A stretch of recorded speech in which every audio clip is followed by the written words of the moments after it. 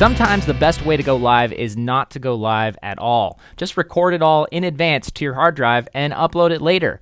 You can save yourself a ton of time this way, and you can make great videos on the fly without having to spend all that time in your editor and cutting frames and doing transitions and moving things around. It saves you more time than you may realize. Today we're going to be talking all about that with Ross Brand from Livestream Universe. And on the show today, I talked with him about all kinds of stuff, including things like pre-recording your videos in Wirecast, which is a great time saver and a tip.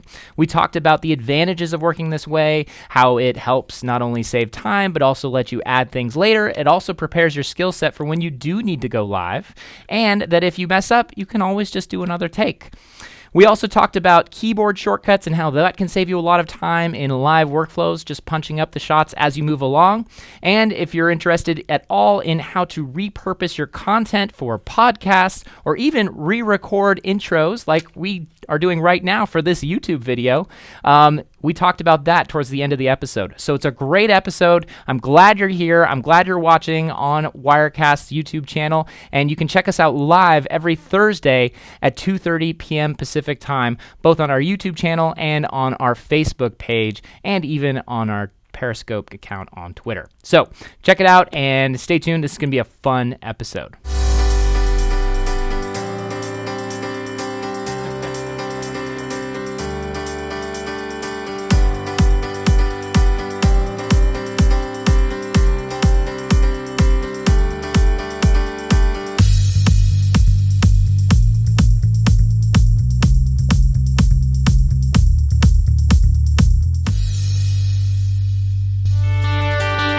Welcome, everybody, to another episode of Wirecast Live. I'm your host, Andrew Haley, and each week on Thursdays at 2:30 p.m. Pacific time, or right around that time, we're a few minutes late today, we are live on Facebook and across our social media platforms. In fact, the best way for you to get notified when we go live, or if we have an upcoming show or an upcoming guest or topic you might be interested in watching or joining us or asking us questions on, will be on our email list or on our social channels. So you can find us at Telestream Wirecast on Facebook, at Wirecast on Twitter. Send us a tweet, hashtag Wirecast, hashtag not our fault, no. And also, you can find us at Wirecast Tube. So any of those places are great places to get this content and to join in the conversation. Today, we are live on Facebook at the Facebook page, so please leave a comment. Let us know where you're tuning in from. If you're watching now, share this out. Our guest today is a very, very special guy who is very influential in the live streaming community, and we're very excited to talk to. So this should be a fun episode, and I think some really good tips and tricks, particularly if you're looking how to better produce your own live shows. We also have an email list you can sign up on, and again, we won't spam you, but if you want to get notified or get an email right to your inbox with the topic and the guest and even a link to view the show, you can see that. You can sign up for that at telestream.net/WirecastLive. All one word, telestream.net/WirecastLive. And I think we've got the link here. Here we go. Thank you, Deborah Lee. So if you don't know our guest for today, he is Ross Brand, and he is a former radio broadcaster and now founder, owner, operator of LivestreamUniverse.com. He hosts a number of live shows. He's done radio shows. He now does live video and live streaming shows. And among those are the Livestream Deals, Livestream Stars, and the Best of Be Live. So he's got a number of shows to work on. He's a great resource for anyone who's looking to learn about live streaming, see what other people are doing in the live streaming community. He stays on top of topics and trends, and he produces some great content himself, and he uses Wirecast. So, of course, we love to have him on the show to talk about his techniques and what he's doing over at LivestreamUniverse.com. I'd like to welcome our guest for today, Mr. Ross Brand from Livestream. Hey, Andrew. Thanks so much for having me. So, Ross, welcome. Thanks for making time for us today. I really appreciate you being here. Yeah, Wirecast kind of changed my life. I was doing, interview shows, and I really enjoyed doing that. And when I got a hold of Wirecast, I realized I could do short news updates, 7 minutes, 5 minutes, that kind of thing, where I go through different stories and change shots and all that kind of stuff. And so for about 10 months, I was doing that almost every day. And then I stopped doing it for a little while because I had some other things to work on. But I've been starting them up again. A little bit different form, but pretty much the same type of skills, same type of use of Wirecast. again. So I bought it to stream live primarily, but it turned out that, I've been using it really to record and to, for the switching capability, which is amazing. It's been my video production studio.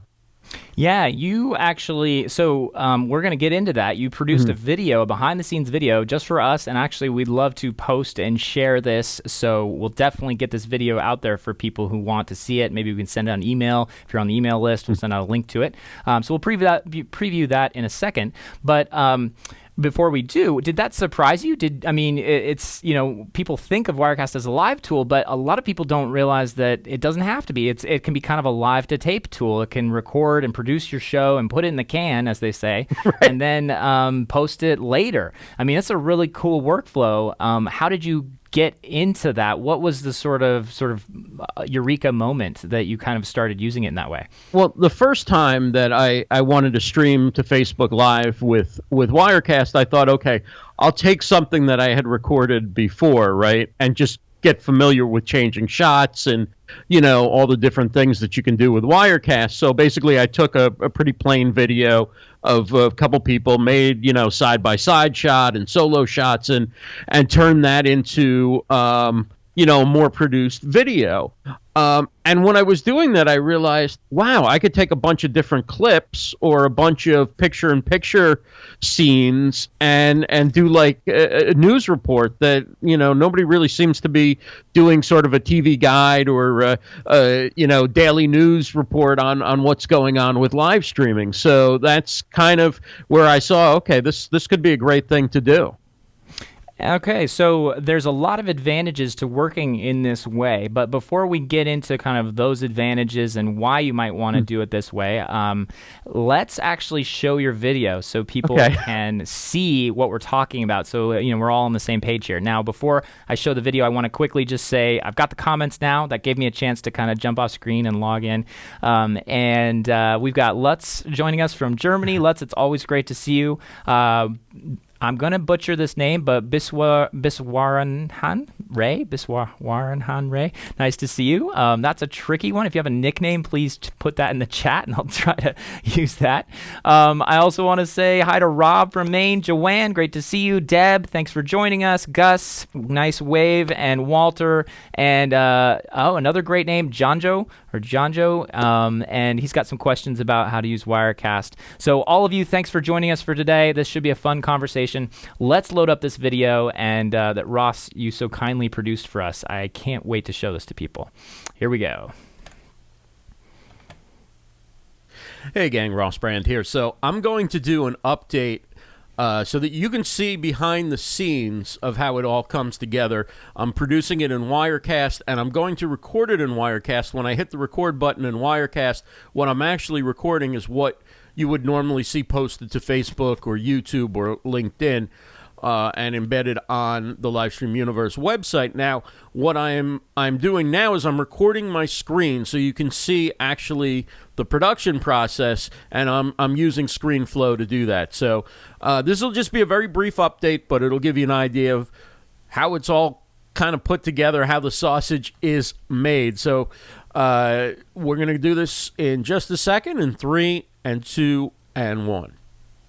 Hey gang, Ross Brand here for LivestreamUniverse.com. Here's your update for Thursday, March 8th, 2018. And I can't wait to be a guest this afternoon on Wirecast Live, hosted by Andrew Haley. It's at 5:30 p.m. Eastern. We're going to actually talk about how I do updates using Wirecast, how you can record and use Wirecast as an outstanding switching solution and production studio, in addition to encoding your live videos when you go live on Facebook, YouTube, Twitch, or wherever you choose to go live. So do join us tonight, 5:30 p.m. Eastern, for Wirecast Live. Andrew Haley is the host, and I can't wait to be a guest on the show. Facebook.com/Telestream Wirecast is where you go to see it.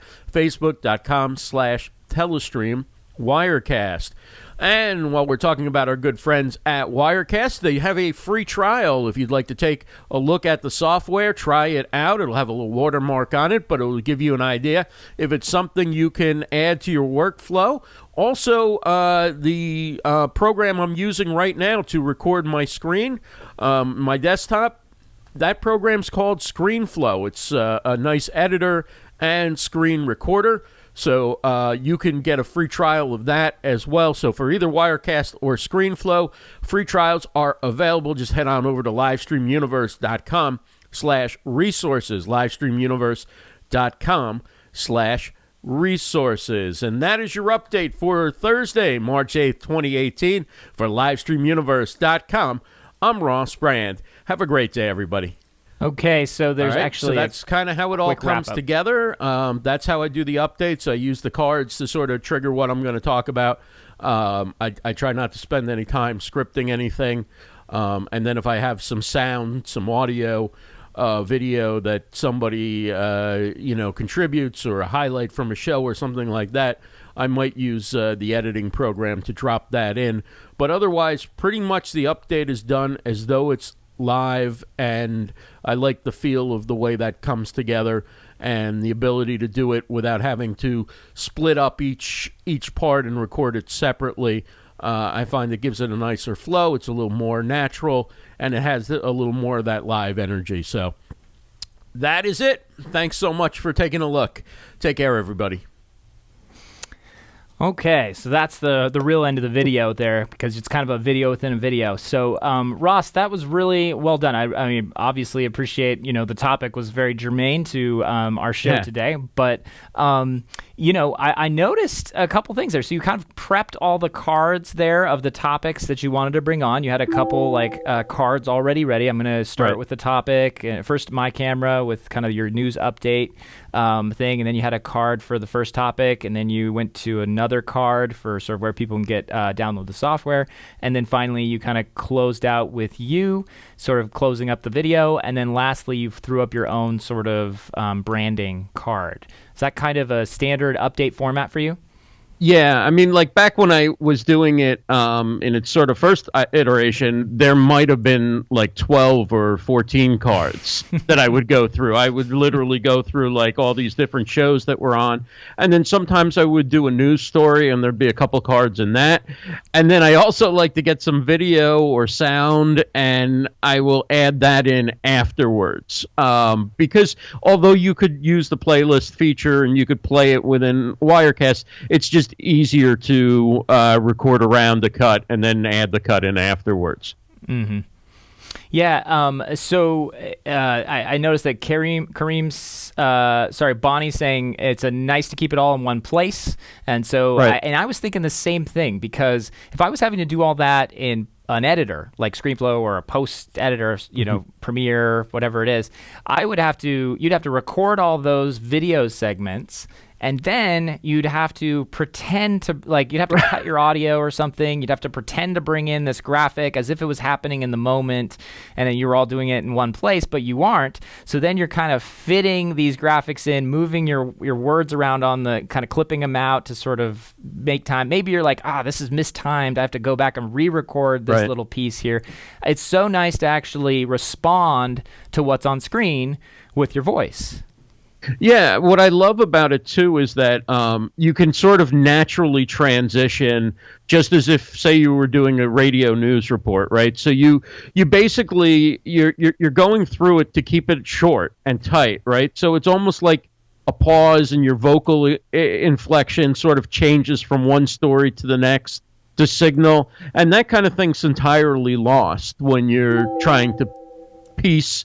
Like, you record each sort of story separately and then just piece them together. So instead it flows as though you're really telling somebody about what's going on that day or what's coming up.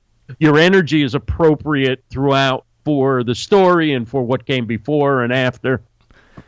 That summarizes it really well. It's the transitions really that you're gaining there, and the flow from one topic to the next. I think it's beautiful. And in fact, what I was noticing is that you were doing everything with the mouse. So you'd kind of talk, you'd click, you'd load up your next shot in preview, and then you'd go over and click the go button on screen, and that would transition it live. And then you go over, load up, and you kind of had to be doing that in the background while you're also talking to the camera. So I think you might be a perfect candidate for either a hotkey setup, so you could just punch a number 1, 2, 3, 4, or possibly a little MIDI controller setup. Right. So let's definitely get together, and maybe we can work on that next. And so you are literally able to make eye contact with the screen the whole time and pretty much just tap a number on a keyboard or a MIDI controller. How would that sound? That would make a ton of sense, especially since you can tell that I talk with my hands. So it's like, oh, I got to get the hand back to the mouse and time it. But it's kind of the fun of it too. Like, it takes your mind off of a little bit of like, okay, I've got all these different things to do, and you kind of like playing around with the process at the same time. And it kind of, for me, it comes kind of like, it just flows so much more. I mean, I want to treat it as though I'm doing it live, and it's not that I'm going to restream, like I'm going to stream it after and try and pretend that it's live. It's just that it's a short form piece of content. It's maybe 2 minutes, 4 minutes, 5 minutes, right? There's not going to be any engagement during it. So if I can give the live feel, but get the higher quality recording that I get in Wirecast, both video and audio, that makes more sense for posting it to Facebook, YouTube, LinkedIn, embedding on a website, any of those kind of things. Why not get the highest quality if what makes the live experience special, right, which is the engagement and the real-time interactivity, if that isn't really a part of the mix, then why not get the higher quality that you would get by recording in Wirecast? Your audio and your video quality are going to be much better than you get from a recording that goes out to one of the platforms, so the people watching it on those platforms get a better experience. And also, I always have the opportunity to just go back and redo it if it's not tight, if I talk a little too much. Since I'm not scripting it, there are some times where you'll say a sentence or two too much, right? On a story. Exactly. So you go back, you make sure that you keep it tight and that it flows. And usually I find, like, my first run through will be a little rocky, and then so I'll go back and do it again, and maybe it'll take 2 or 3 times, but it still feels like you're doing it live because I want to get it that second or third time. I don't want to record it 6 times. I don't want to do any posts. Right. And It's the balance. Yeah, exactly. And what I found is that, like, there was a time where I just didn't have time to record it, so I had no choice but to do it live. And so this is something that people who might like not be ready to go live can kind of learn, right? That this gives you, everything is now in place that I could do that update live, right? And I've gotten the skill set down of switching and how I use the different features of Wirecast. So when the time came that I had to start doing updates live because I didn't have the time to record them, or I got a last minute story or some news changed or whatever, it was just natural to go live with it, and it really wasn't all that different, right? I mean, you would, of course, occasionally you would fumble on something or whatever, and then I would laugh, and usually people like that anyway. But I think it's great. It was great prep for actually doing that kind of a broadcast live, because I had the whole skill set down and the timing and all that kind of stuff. And we talked about the transitions, right? And there's that verbal tone transition and all that.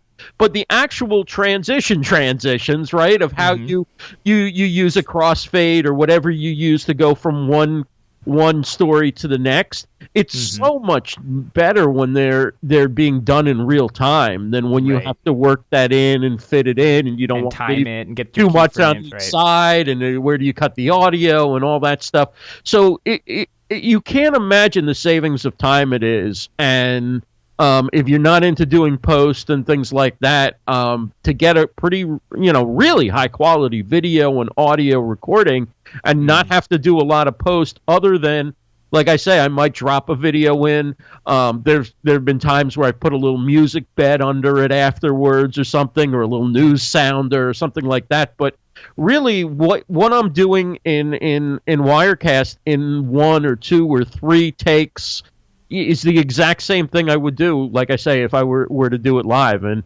I just love using the software for that.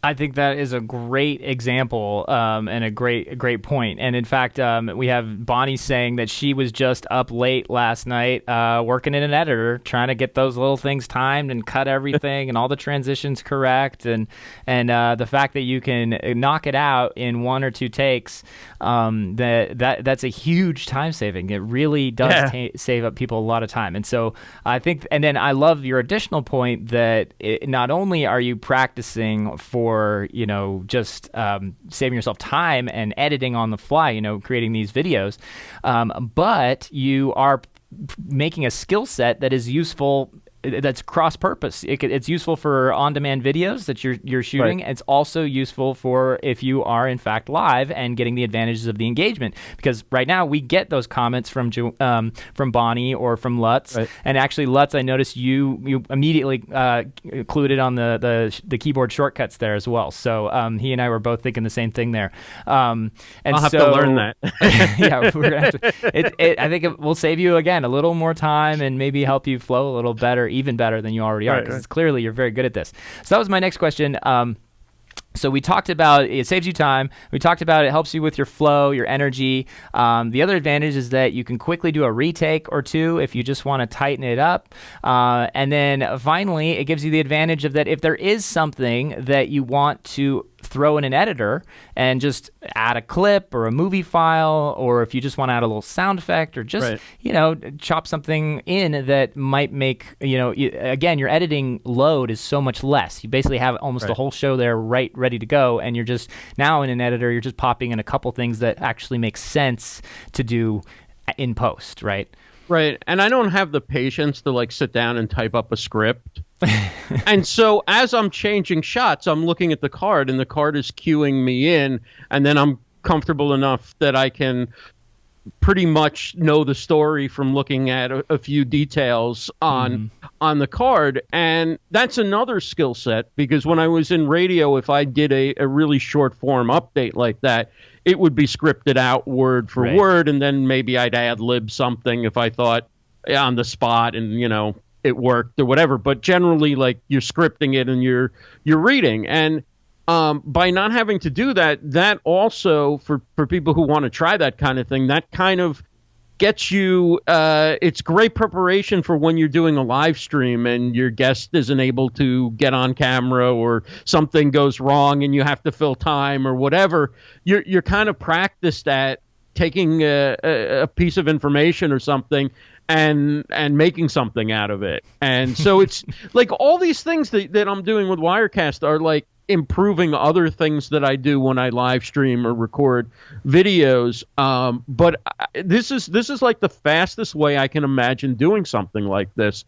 And it's the least time burdensome, and things that you really just don't love doing, right? And not everybody is into sitting in post-production and spending a lot of time, and especially again for short form content that's kind of newsy. It's here today, it's gone tomorrow. You want to get that high quality video and audio experience, but you're not releasing the Beatles' greatest hits or something, right? There's only so much mastering you want to do with it before you put it out there, right? Right, and especially for the short form content. And I think we'll get a little bit, we talked about engagement, some of the advantages of when you actually do want to go live and you do want to transfer this skill set to a live view event. But real quick, we had a question here from Chris. He's asking, what do you do your cards, your title design and your card design in? Do you use a graphic editor or anything for that? I use Keynote, which is Mac's version of PowerPoint. I've heard a lot of people do that. They'll use a PowerPoint or Keynote to just do all their cards. The ideal is you have a great show card for your shows. So I just can drag that into a PowerPoint or Keynote slide, and then, in bigger letters, I can add the time and the date and the link, where to go, the web address. And that's pretty much for people who have really good show cards, that makes it easy and quick. Yeah. Okay, that's a great tip. I actually talked to a couple other guys recently that said, I just do all of my on-air cards and everything in Keynote. So then I just publish the JPEGs. Yeah. So let's talk a little bit about the when you would want to use this, go live. And I think that you pointed out the key difference here is that for short form content, if you're only going to be live for a couple minutes, 3-4 minutes, and that's really all the content is, for a news update or something, going live may not make a lot of sense. And so this seems like a perfect workflow for that. Whereas if you plan on going live a little longer, and in fact, the sweet spot supposedly is anywhere from 12 to 30 minutes is kind of your sweet zone for a good live show. That might be when you go and do live. So can you talk a little bit about those longer form live shows that you do and and how you approach them? Yeah, I mean, one of the great things about live streaming is that you have some flexibility that you wouldn't have in other forms of broadcasting, right? You don't have to take mandatory commercial breaks. You don't have a clock that you have to stick by. So you can do long form interviews with people. You can keep a conversation. You have somebody on for an hour and they're up to staying on longer, and people keep coming in and contributing and have a lot of questions. You can keep that going as long as you want to keep it going, right? But that is great live content. And that is the kind of content that it's just so much better live. There's the energy and the feedback from the chat and the questions. The questions that people ask in the chat are often things that, you and I wouldn't even think of. Like somebody is in the chat and has a different view of this topic, or they know more about one of our guests than we do, or, they just look at something a different way and you're like, wow, that's great. Let me get that on the screen and let me bring that question in, or even bring that person in to ask it themselves. And so those are the kind of things that, I think our live is just great. And it's great because it's on social media and you're really talking with your community. You're not just pushing content out. Even with something like these updates, when I have gone and done them live, I would usually get on and talk about a little bit about what some of the things that are going to be in the update or what's going on first. Then I would record the update, and then I would stay on and chat with whomever was watching afterwards to make it more than just the short form update. But if you want to have something like that you're, say, pushing out at 8 or 9 in the morning every day, and you have to be somewhere else or whatever, then, going live isn't necessarily an option. And like I say, the actual update part of it, that 2 to 5 minutes or whatever, I'm not sure that going live makes it any better, right? And so, but it's what people need to understand is that a live streaming tool like Wirecast also gives you the ability to record and produce great video that you then later upload at another time.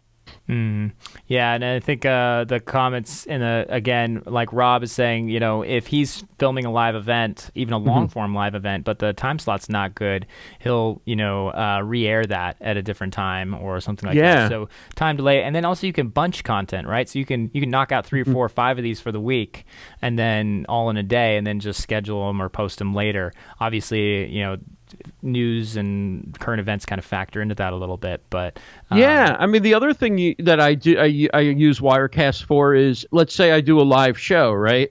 And then I want to make a YouTube video out of it, or a podcast or something like that. I'll go back into Wirecast and I'll record an intro, and I'll just set the scene, or maybe I'll break up a long form talk show into a couple of episodes.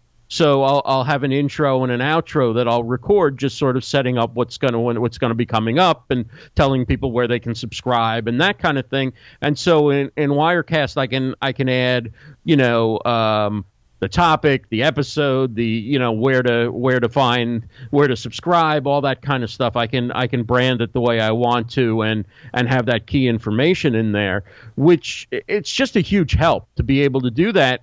And then, of course, it records in such high quality that it's great. I can just rip the audio for a podcast, intro. And so that first beginning of a podcast sounds really good because it's recorded. And I just love the way Wirecast records. And it's right there. It's right in your computer. You don't have a whole bunch of wires you got to go through and all that kind of stuff. So that's the other nice feature. I definitely record like podcast segments and video segments that I will then add to a video that was done live when I upload to YouTube or put it into a podcast for iTunes and some of the other directories.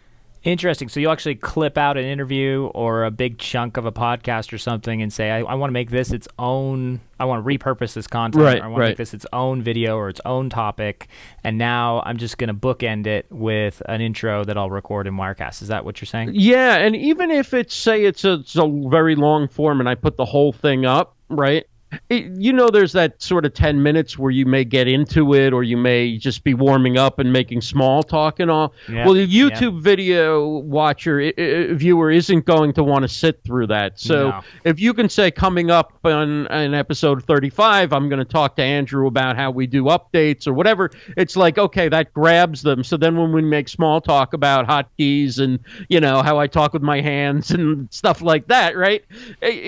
Somebody goes, okay, I can jump ahead a little bit, or I have a reason to stay tuned here, as opposed to, oh, these guys are just like old friends chatting or whatever, right? So got it. So you'll actually interrupt sort of topical segments. So if I was going to go back and cut up this interview and say, okay, at the beginning of the interview we talked about prepping your shows and we did the video, and at the end of the interviews we actually talked about podcasts. So I might interrupt this, edit it with just a little segment or spot that I just say, hey, thanks for watching. You can subscribe here. And coming up, we'll be back with guest Ross Brand to talk about podcasting and how he uses Wirecast to create podcasts. And then we just cut it right in, edit it into this, where we get to that next topic. Yeah, that's one great way to do it, and you can do that with the audio and video at the same time, basically in Wirecast, and then you just rip the audio, or you can go back at the beginning and say, because when you do a live stream, you don't know what all the topics are going to be. Somebody comes up with a great question, you veer off onto tangents and stuff like that. So you can go back to the beginning and you can say, we talked about producing live streams, when to go live, and also how Ross records intros and outros to his podcasts or whatever. So you can actually then have that up front and people know. So if somebody's not interested in one of the three things you cover, they might be interested in two of them or one of them, and that might be enough for them to stay tuned. See, I'm taking notes here because that's exactly what we do. We put the raw, unedited cuts, interviews that people are watching right now live, joining us here on Facebook. So that's always the archive of our mistakes and our meandering conversations. And then what we do on YouTube is we post the edited version, the cleaned up version. But so far, all that's consisted of is chopping out dead air at the beginning or the end, and just kind of tightening up some titles that maybe we messed up. Just sort of cleaning up a little bit. But I realized that I really should be doing that is maybe actually saying, okay, well, we talked about this, this, and this, and then I can actually record a bumper, an opening that actually is just for the YouTube folks, so they know I can actually summarize what's coming up. That's a great idea. Yeah, coming up on this video, we'll talk about, and then, you go into your sounder, you go into your, your little video opener if you want to do that, and then you go right into the show or however you want to do it. But most of your shows probably are going to be self-contained, right? In that you're not going to break this up into 4 episodes, right? Like otherwise you're breaking it up by the question, right? But if you did a longer form show, like if you did something where you did an interview with somebody which went an hour and a half, right?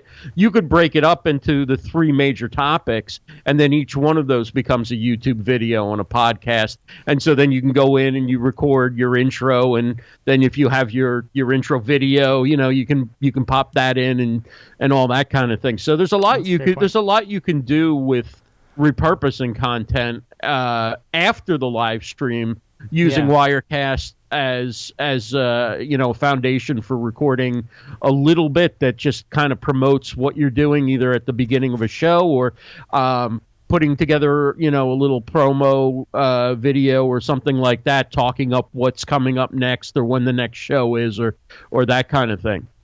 That's very, very cool. So those are all some strategies to see. I'm taking notes here.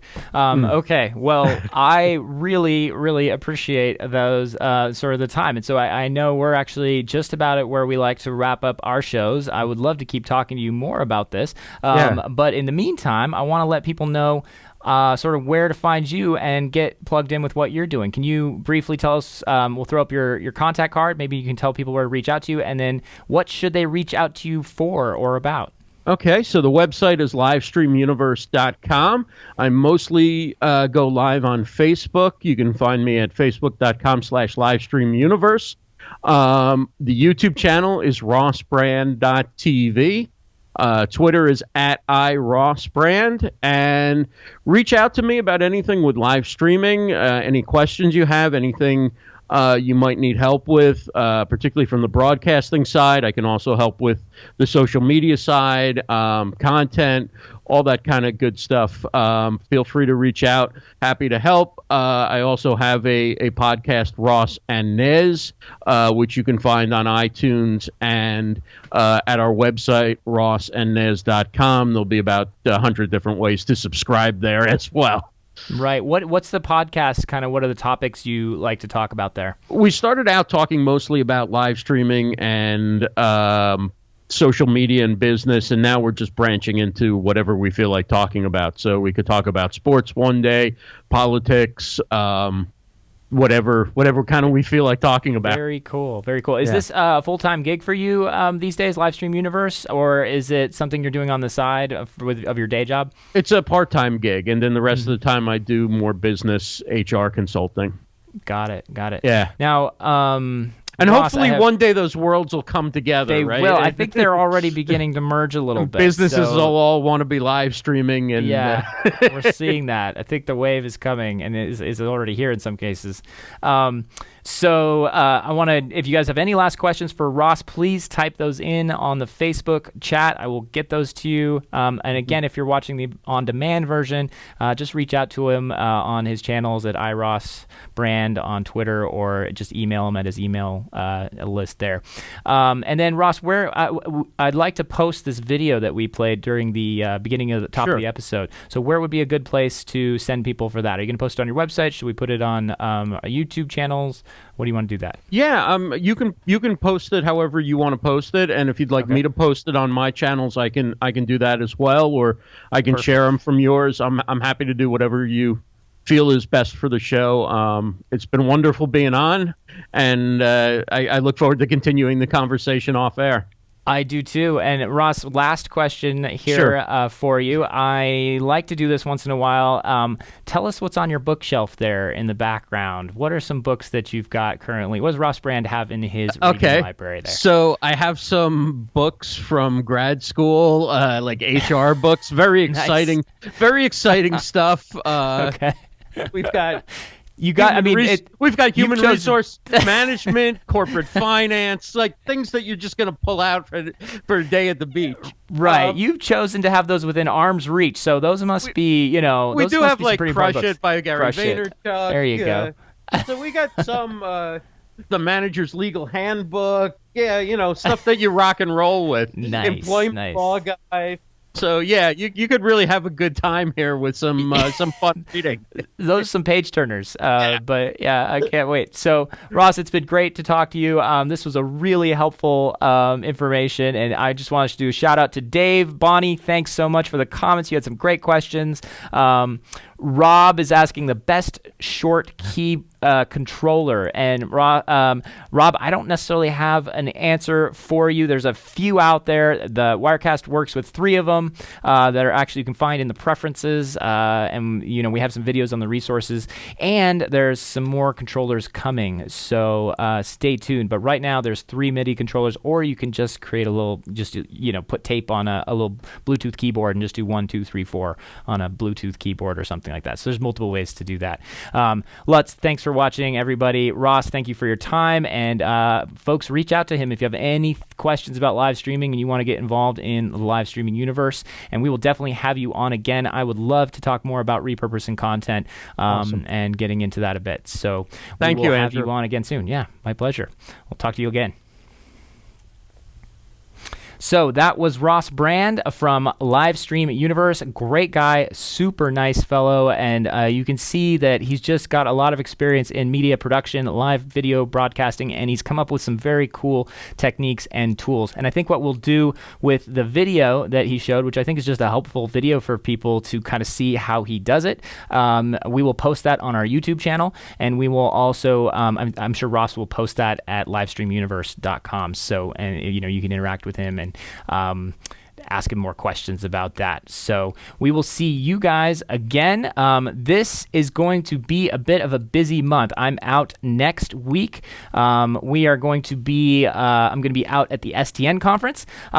Also, thank you, Deborah Lee, for throwing this up here. We have a live Q&A session. We actually have a new Facebook, not so new, but we're bringing it back, the Facebook users group. So if you're interested, you have more questions about Wirecast, things, maybe we can post this video in there too, actually. How to use Wirecast, questions about Wirecast. I decided that I think the best place for live Q&A and really getting on and diving into topics will be in the Facebook users group. So we'll be live tomorrow, 10 a.m. I'll be right here, sitting with you guys for as long as it takes, asking questions. Get your questions in now in advance. Post them in the users group on the thread there, and I will take those questions and we'll take them one at a time. And we'll try to do that fairly often in the users group, specifically for Q&A stuff.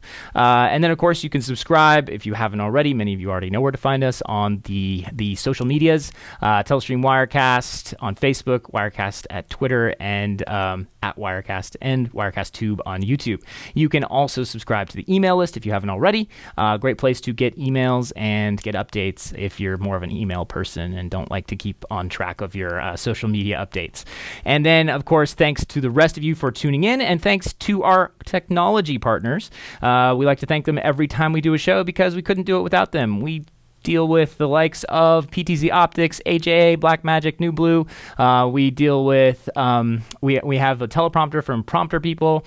We have cards from Magewell. We kind of have a little bit of everything. And also, we've started implementing tally lights from tallylights.com. Tally lights are a great way to know which camera is on at any given time. So keep rocking, everybody. I don't think we have that partners card, but for you YouTube viewers, we'll probably add that in the post-production, the edited version.